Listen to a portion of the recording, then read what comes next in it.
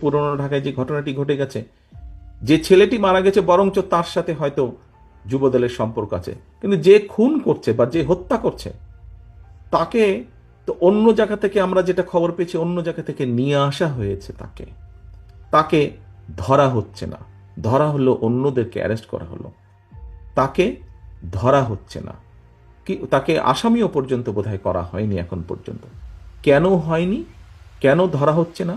আমাদের পক্ষ থেকে তো একবারও বলা হয়নি যে তমুককে ধরা যাবে না, অমুককে ধরা যাবে, একবারও তো এই কথাটি বলা হয়নি। আমরা বরাবর বলে দিচ্ছি, একটু আগে যেটি আপনাদের সামনে বলেছি, বরাবর আমরা বলেছি অন্যায়কারী আইনের দৃষ্টিতে তার বিচার হবে। দলের সাথে তার কি সম্পর্ক, কিচ্ছু যায় আসে না তাতে।